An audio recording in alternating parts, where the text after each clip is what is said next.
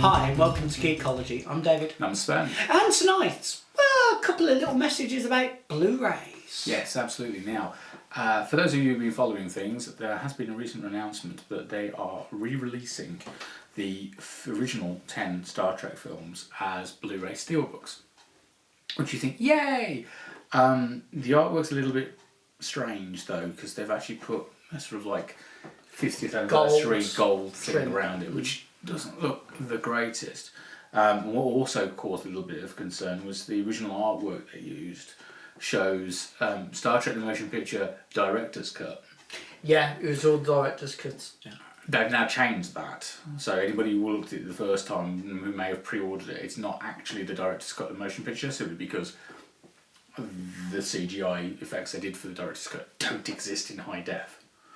So there is a little bit of me hoping that what I'm going to mention in a minute will generate enough money to make them think that it's worth doing that in another way. But what is important is that of all of those 10 films they're releasing, and we're talking motion pictures through to Nemesis here, only one of them is remotely different. The important one. From these.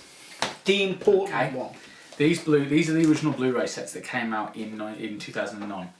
Which were, to be fair, excellent value for money. Yes. Really Absolutely. nicely packaged. I love the box for this. Everybody. I just like what it says on the back. It's like, copyright 2009, Paramount Pictures Corporation, Star Trek and related marks and logos are trademarks of CBS Studios Incorporated. All rights reserved. NASA image. Okay, so we've already established that we really like the Blu-rays. Yeah. And that we like the packaging. Remind me what the RRP was on these? Oh, I don't remember. It didn't seem like a lot at the time, and they have decent. Made a lot cheaper since then. Yeah. I mean, the original series movie box set included a disc called The Captain's Summit, which is worth it for getting just that. Yeah. Because that's excellent. You actually have a round table interview between William Shatner, Leonard Nimoy, Jonathan Frakes, and Patrick Stewart, and Whoopi's there. You know, there was a Star Trek thing done for Netflix as well. Oh, was it? Yeah, all the captains. Oh, right, okay. But me and you should that's watch. worth having, because it's like Bill Shatner actually goes on record and says, I've never watched Next Gen. Which doesn't go down well, as you can imagine. Especially with In all fairness, he is an actor. Yeah, true. Who has no... Okay, he has a love for Star Trek as Yeah. Ooh, pays my bill, but he's not a fan. Quite. And with the Next Gen films, there's basically Star Trek Evolutions as the extra disc, which has evolutions of various bits and pieces, all in high definition, which were made specifically for it. So it was worth grabbing them with the extras on top of the films. Now with the Blu-ray Steelbooks, it's just literally It's packaging. Generations disc is going to be the same as that one. Whether they'll bother even updating the printing is another question entirely. But it's just packaging. To be fair, it's hideous packaging. Because when you put them all together, in my opinion, it's hideous packaging. Not because of the little gold trim, which I don't like. The reason I don't like it is when you put them all in like that on your shelf, it says 50. No, just no. Yeah, no. I have in my collection 10th, 15th, 20, 25th, tons of 25th. Oh my God, the stuff they did for 25th. Yeah. Yeah. And that's just classic. I then have TNG 10 as well.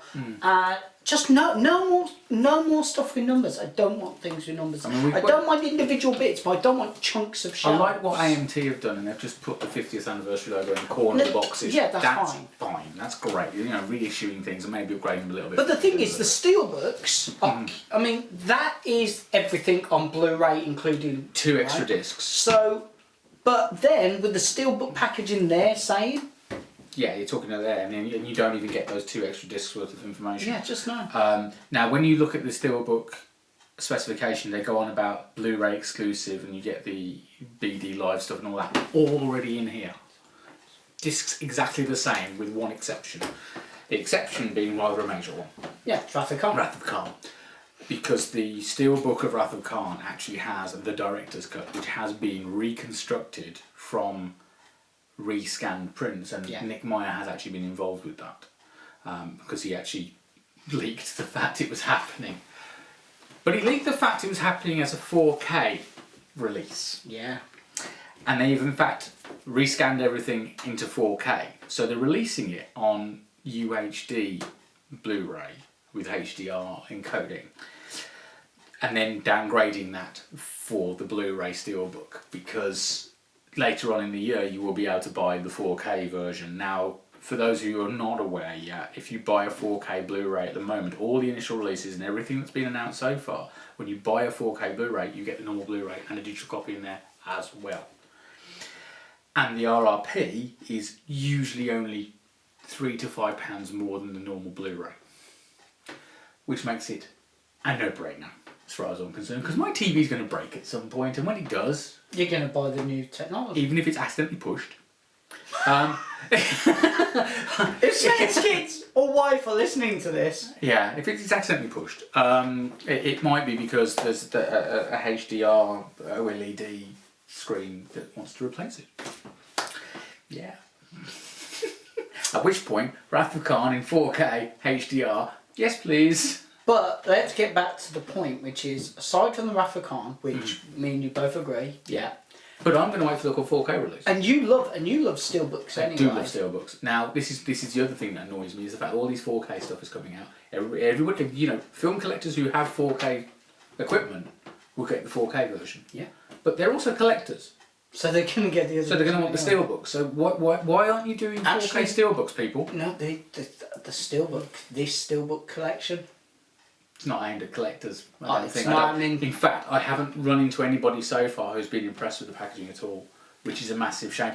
I hope that Paramount Paramount/CBS, whoever's actually responsible for Star Trek 2, because it's such a mess, legally speaking. We won't go into the legals of Star Trek right now because that's just. If they're the first, it'd be nice if they're the first company to put out a 4K steelbook and It do would. that for Khan It'd be great. with the original artwork. That'd be epic. And don't put a gold trim round it. But let's get back to the actual point, which is this is a release that will cost X amount of money. £15 a disc. Well, that's the RR. No, that's no. the RRP is $29.99 a disc. Oh, it's no, yeah, okay. Yeah, or is it $24.99 a disc, but you can get them for 15 quid a disc. It still doesn't matter. Or here's the best bit, because when they first announced there was $17.99 each at Zavvi, and now $14.99 each. If you buy the 10 individually, it's £149.90. Or you can buy all 10 by including one click for £149.99 for an extra £9. Just like, anybody think about that? No? Yeah, so essentially they are just hitting us with another load of packaging change, and just no. Since the fed initial up with release, it's that. actually come out from HMV have got it as well, so it's obviously not exclusive to anybody in particular. I'm 'Cause, just fed up with it. yeah, I can understand that. Now, We've done it. Think about it, right? We did it with VHS. We did it with DVD. We did it with Laserdisc. I've had enough. I've had enough of packaging re-releases. I have to admit that I had the box set of Star Trek 1 to 5 Yeah. because I had that nice red and black background to the Enterprise box set on VHS.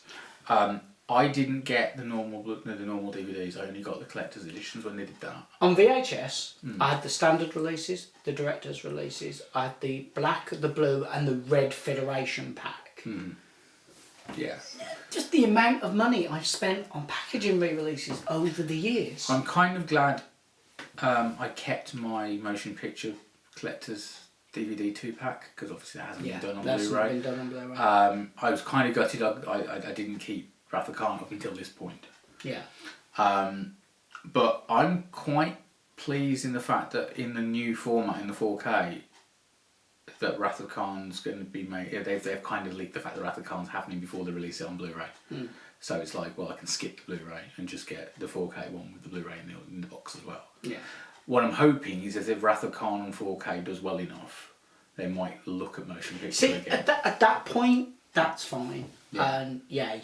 Because with motion picture, if there's a film in the Star Trek series other than Wrath of Khan that would benefit from 4K, Yeah, the motion picture. It's going to be the motion picture because that's the amount of money they spent on that film for the time, and Robert Wise really did for the whole graphical extravagance of it, and if they do go back to that 4K'd up and get the director's cut redone and all the effects shots redone in 4K, because it's kind of worth it for 4K. Yeah. Because none of the effects shots still exist because they're all done in SD, and even though they showed it at the cinema and it looked a bit pixely, it was like they dusted it up and made it look like it was still the 70s shots, didn't they? And did weird things to it. 4K version might be worth revisiting it. 3 probably not worth doing, but they probably will do if it. They'll do it for all of them eventually. 4 would be nice. 5, no, don't do that. 6. 6 shots of that of the A go past the camera in 4K. Yeah. You're sitting comfortably. And then the first contact in 4K. If they put the colour correction back to as it was in the cinema, that'd be nice. Cool. While we're there, can we do Man of Steel like that? With the colour correction, so it doesn't look like it's all dreary and crap. Okay, and before he goes off on a massive rant, we'd like to thank you very much for watching. We'd love to read your comments, so feel free to leave them below. You can subscribe to us here on YouTube. You can follow us on both Facebook and Twitter, and of course, there's the official Geekology website. Thank you for watching, and good night. Bye.